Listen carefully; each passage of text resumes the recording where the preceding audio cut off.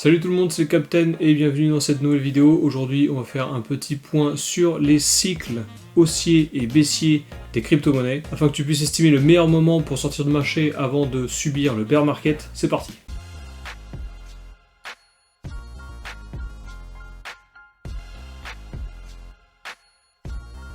Si jamais t'es nouveau sur cette chaîne, je te souhaite la bienvenue, moi c'est le Captain, et ici on parle investissement, crypto-monnaie. N'hésite pas à t'abonner, à cliquer sur la cloche et à mettre un pouce à mes vidéos si jamais mes vidéos te plaisent. T'as dû déjà entendre parler des cycles haussiers et baissiers du Bitcoin. Comme tout le monde, je pense que tu te demandes quand est-ce qu'il faut sortir du marché. Je vais essayer à travers cette vidéo de t'expliquer dans les grandes lignes comment se passe un cycle haussier et baissier sur le Bitcoin. Je te rappelle que le Bitcoin c'est la locomotive de toutes les crypto-monnaies. Quand lui il fait des grosses hausses, toutes les crypto-monnaies suivent, et quand il fait des grosses baisses, toutes les crypto-monnaies suivent. Il y a des variations de marché où le Bitcoin consolide et latéralise, et c'est là où toutes les autres crypto-monnaies peuvent s'exprimer et surperformer le Bitcoin dans des laps de temps courts. Là, ce qu'on va essayer de voir, c'est le comportement global du marché à travers tous les cycles et toutes les années depuis la création du Bitcoin, et je vais te donner toutes les informations et indicateurs que moi j'utilise pour sortir du marché au meilleur moment. Avant de commencer, je te rappelle que tu peux me rejoindre sur mon groupe Telegram, on est plus de 150 investisseurs, et on parle régulièrement de ce genre de sujet justement. Dans cette vidéo, je vais t'expliquer ce que c'est qu'un bull run, ce que c'est qu'un bear market. J'ai fait aussi cette vidéo que je vais mettre en fiche sur la stratégie du DCA, le Dollar Cost Averaging, qui te permet de rentrer en douceur dans un marché et de sortir en douceur également. Ensuite, je vais t'expliquer ce que c'est la phase mania. Et à la fin de cette vidéo, je vais te montrer deux indicateurs que j'utilise afin de surveiller cette phase mania et de pouvoir sortir dans les meilleures conditions. J'espère que t'es prêt, let's go! Alors tout d'abord, qu'est-ce que c'est qu'un cycle? Un cycle sur le Bitcoin, il est composé de trois phases. La première phase, c'est une phase de bull run qui historiquement dure entre 40 et 55 semaines. Ensuite, cette phase de bull run est suivie d'un bear market, c'est un marché vendeur qui peut lui durer plusieurs mois. Et la troisième phase, c'est une phase de latéralisation ou de consolidation qu'on appelle également phase d'achat. C'est là où il faut se positionner sur le marché avant le prochain bull run. Et on voit historiquement que sur le Bitcoin, ces cycles se répètent à plusieurs années d'intervalle. Ces cycles se répètent pour plusieurs raisons. La première raison, c'est le halving qui divise par deux les récompenses des mineurs lorsque les mineurs minent du Bitcoin. À un moment donné, c'est écrit dans le livre blanc du Bitcoin, il y a un halving,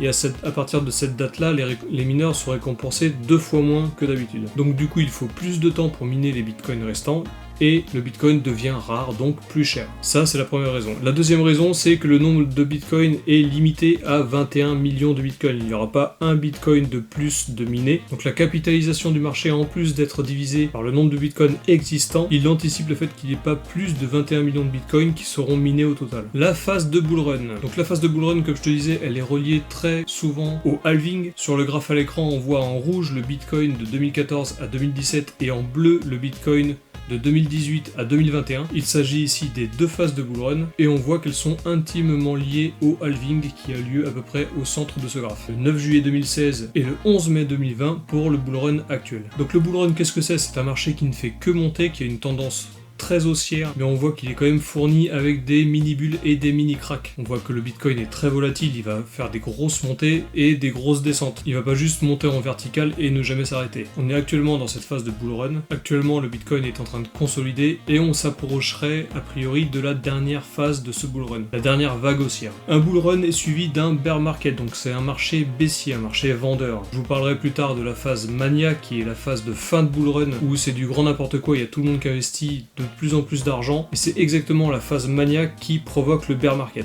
Le bear market est provoqué par la peur et la capitulation. Souvent pendant le bull run, on a une énorme hausse et les institutionnels et les baleines ce sont ceux qui possèdent le plus de bitcoin, vendent pour faire du profit, et dans ce cas-là, le cours se casse complètement la gueule, et c'est ici que tous les particuliers vendent soit à perte ou soit avec un petit peu de profit, mais du coup le marché ne fait que baisser et on est en bear market. Ce bear market, comme je te disais, il peut durer plusieurs mois, voire années. On voit à l'écran là que le premier bear market de 2014, il a duré 413 jours, donc 413 jours de baisse où vous voyez tout en rouge tous les jours, c'est très très long. Et le dernier bear market de 2018-2019 a duré 364 jours, donc quasiment une année entière. Alors ces années, elles sont vraiment pas cool, hein. Tous les jours, vous allez sur Coin360, la map est complètement rouge, tous les coins perdent 10, 5, 10% chaque journée. On voit sur ce graphe que le Bitcoin à chaque bear market a perdu 80 voire 90%. Alors ce que je dis par rapport à l'histoire des 2 derniers bear markets n'est pas à prendre à la lettre puisque le marché actuel peut très bien faire un bear market soit plus light ou soit plus long. Il n'y a pas de règle précise, on utilise toujours le passé pour faire des comparatifs, mais plus on avance dans le temps et plus la courbe globale du Bitcoin va s'aplatir et ne pas tout le temps monter jusqu'au ciel. Mais ça malheureusement personne ne peut le prévoir, on peut juste faire des analyses et essayer de sortir au meilleur moment possible. Donc ça c'est le bear market. Sur ma dernière vidéo sur la stratégie du DCA du Bitcoin, je t'explique comment rentrer par palier sur le marché du Bitcoin.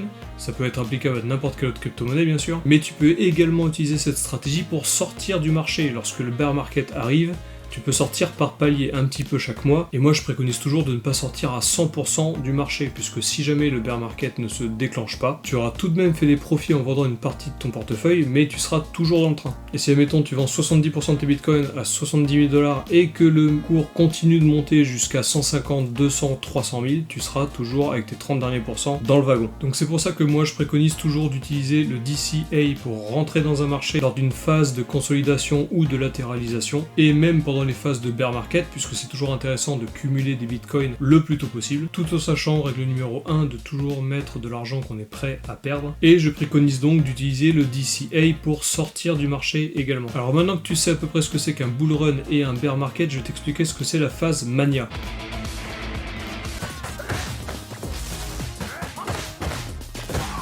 Alors la phase mania ou la phase Nabila aussi, moi j'appelle ça comme ça, puisque elle s'est déclenchée lorsque Nabila a tweeté sur le Bitcoin en 2017. D'ailleurs je crois que c'est en janvier 2018 qu'elle a dû tweeter. Mais bon, elle a vraiment pas eu de chance puisque une semaine après le marché s'est pété la gueule. Donc la phase mania ça commence juste avant la phase Nabila finalement, puisqu'elle commence quand le grand public commence à s'intéresser au Bitcoin et aux crypto-monnaies en général. Donc la plupart du temps on entend toutes les chaînes de télé qui parlent du Bitcoin, pas les vrais articles et les vraies émissions sur le Bitcoin, non, vraiment les titres putaclic au journal de 20h. Donc ça sonne très souvent le début de la phase mania. Le public s'intéresse au Bitcoin, le public investit au Bitcoin, ton boucher, ton charcutier, ton boulanger s'intéresse au Bitcoin, et bien entendu c'est le moment où le cours explose, donc tout le monde investit, et qu'est-ce qui arrive quand tu investis et que ça fonctionne? T'investis encore plus. Vu que la plupart de ces personnes ne sont pas formées au marché financier et encore moins en crypto-monnaie, du coup ils investissent souvent dans des plateformes avec des effets de levier, et le cours continue de monter, il y a une grosse simulation, tout le monde investit, toujours plus puisque ça fonctionne, et là à un moment donné il y a tous les institutionnels et les baleines, donc ceux qui détiennent le plus de bitcoin, qui prennent du profit, ils vendent et le marché commence à se casser la gueule. Juste après ces ventes massives, il y a souvent les acheteurs qui défendent la vente, donc qui continuent de racheter. Du coup les particuliers réinvestissent encore de l'argent puisqu'il y a un rebond sur un support, le cours reprend un peu de couleur sans aller à son plus haut historique, et là il y a le retour à la normale, les institutionnels et les baleines vendent, la peur s'installe chez tous les particuliers, tout le monde commence à vendre à la chaîne, jusqu'à ce que certains gros holders, donc les holders c'est ceux qui gardent les bitcoins pour le long terme, capitulent également à leur tour, et c'est là que la courbe descend en dessous du prix fondamentale du Bitcoin. Et la plupart du temps, cette phase-là est considérée comme une bulle. Alors c'est vrai que c'est une bulle spéculative puisque le prix a atteint des sommets qui sont du n'importe quoi par rapport au coût fondamental de chacun des actifs, mais c'est à partir de là que le bear market commence. Alors cette phase mania est très dangereuse, que ce soit pour l'achat ou pour la vente, puisque la volatilité du Bitcoin ou de n'importe quel autre actif est vraiment impressionnante. Juste pour comparatif, en 2017, lorsque cette phase a été lancée, le Bitcoin prenait 2000, 3000 et reperdait 2000, reprenait 3000, enfin c'était vraiment du grand n'importe quoi. Là, on a atteint un prix du Bitcoin qui est à 60 000 voire plus, donc ces fluctuations ne seront plus de 1000, 2000, 3000, elles seront très certainement de 4, 5, 6 000 en positif comme en négatif. Pendant cette phase mania, tu vas sûrement voir tous tes altcoins et le Bitcoin qui vont prendre 10, 15, 20% tous les jours, et c'est là où il faut commencer plus ou moins à s'inquiéter. Donc après ce bear market, tu auras une phase de consolidation, de latéralisation, qui sont souvent des phases où il faut acheter, c'est des phases d'accumulation, et ces phases-là peuvent durer plusieurs mois, plusieurs années, encore une fois, jusqu'au prochain halving qui déclenchera le prochain bull run, etc., etc., et les cycles se répètent. Alors j'espère que tu as à peu près compris comment un cycle fonctionne pour le Bitcoin. Alors je parle de Bitcoin, mais c'est applicable à toute la capitalisation du marché des crypto-monnaies, puisque le Bitcoin, comme je te le répète, c'est la locomotive qui donne un peu l'exemple. Donc quand lui il explose, les autres explosent soit directement ou soit pas longtemps après, et quand lui se crash, les autres se crashent directement ou pas longtemps après. Voilà, maintenant que je t'ai expliqué tout ça, je vais te donner des deux indicateurs que moi, personnellement, je suis afin de sortir de ce bull run et de ne pas subir de plein fouet le bear market. Le premier indicateur, c'est le stock to flow. L'indicateur stock to flow, c'est le temps qu'il faut pour miner autant de bitcoin qu'il y en a déjà de créer. Alors vu qu'à chaque halving, la complexité du minage augmente, du coup, la période pour créer autant de bitcoin que ce qui est déjà créé va augmenter également. Cette complexité raréfie le bitcoin et du coup le prix fondamental du bitcoin augmente également. Alors je mets des guillemets puisque c'est pas une source exacte et ça va surtout pas refléter les performances futures du Bitcoin, mais c'est ce que les analystes font depuis le début et ça fonctionne plus ou moins. Le prix du Bitcoin va dépasser le prix fondamental défini par le stock to flow et va redescendre pour repasser en dessous et afin de se stabiliser vers ce prix fondamental. Donc à l'écran, je t'ai mis une courbe qui reflète plus ou moins ce que je suis en train de dire. Donc à gauche, tu as le prix théorique du Bitcoin. Alors il faut savoir que cette courbe a été faite en 2019, donc avant ce bull run. On voit qu'il y a une formule qui a été utilisée pour définir le prix fondamental basé sur le stock to flow, c'est la courbe noire. À chaque halving, tu as une marche, et on voit que la prochaine marche qu'on est en train de passer actuellement définit un prix fondamental du Bitcoin aux alentours des 90 000 $. En bas, tu as toutes les années, et au milieu, toutes les petites pastilles de couleur, c'est le prix du Bitcoin qui a été enregistré. Donc on voit que le dernier bull run de 2017 s'est arrêté au-dessus de l'indicateur stock to flow, qui définissait un prix théorique fondamental du Bitcoin aux alentours de 7 000 $,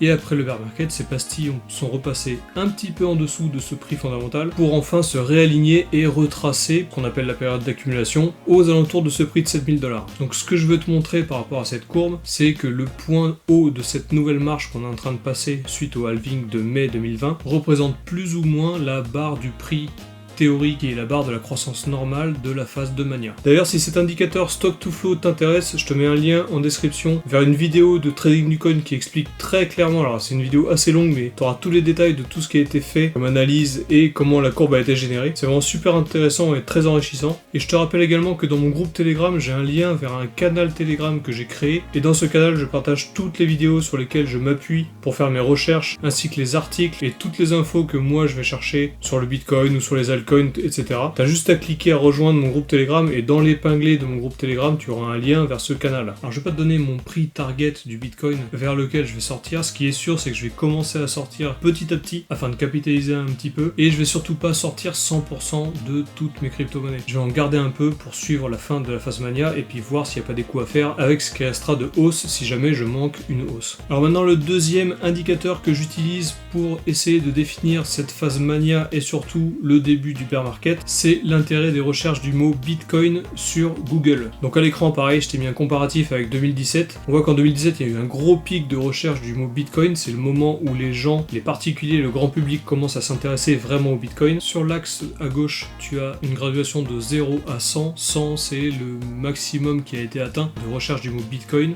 Donc ça veut dire que le jour où on a recherché le plus le mot Bitcoin, ça correspond à 100. Si on est à 50, ça veut dire qu'on est à mi-chemin entre 0 et 100 forcément, et si on est à 0, ça veut dire qu'il n'y a pas d'intérêt pour ce mot. Donc là j'ai fait les recherches sur le monde entier, tu peux faire les recherches sur Google Trend, je te mets un lien en description, tu arriveras direct sur le trend avec le mot Bitcoin, et tu vois donc là qu'on commence plus ou moins à se rapprocher des 75, c'est-à-dire que l'intérêt du grand public commence vraiment à se faire remarquer, et c'est à partir de ce moment-là qu'il faut commencer à être vigilant finalement. On n'est pas encore à 100%, donc ça veut dire qu'il n'y a pas encore tout le monde qui est en train de chercher Bitcoin sur Google, donc il faut surtout pas s'alarmer tout de suite, mais il faut commencer à surveiller ça de près. Voilà, cette vidéo est terminée, j'espère que t'as plu, n'hésite pas à mettre un pouce, à t'abonner, à cliquer sur la cloche pour pas louper toutes les prochaines vidéos de ma chaîne. Tu peux aussi faire un tour sur les playlists, je fais des tutos crypto.com, des tutos Binance, et je donne pas mal d'autres informations sur les crypto-monnaies en général. Tu peux aussi me rejoindre sur mon groupe Telegram en description, on est plus de 150 investisseurs, on parle souvent de ce sujet-là si jamais c'est un sujet qui t'intéresse. Si tu connais des personnes qui seraient intéressées pour comprendre un peu mieux le cycle du Bitcoin, tu peux aussi leur partager cette vidéo, elle est faite pour ça. Bien entendu, si tu as la moindre question, comme d'habitude, tu la mets dans les commentaires et je me ferai une joie d'y répondre. Tu peux aussi me la poser directement sur Telegram, alors je réponds à tous les messages, même si des fois je prends un petit peu de temps, normalement je réponds à tous les messages. N'hésite pas également à mettre dans les commentaires tes stratégies de sortie de ce bull run, si tu as déjà récupéré des profits, ou si tu as une target claire. Moi la mienne elle n'est pas encore complètement définie, mais si toi tu as une target claire et que tu veux m'expliquer pourquoi tu as cette target là, tu peux mettre dans les commentaires, moi ça m'intéresse aussi. Sur ce, je te souhaite une bonne semaine et je te dis à la prochaine.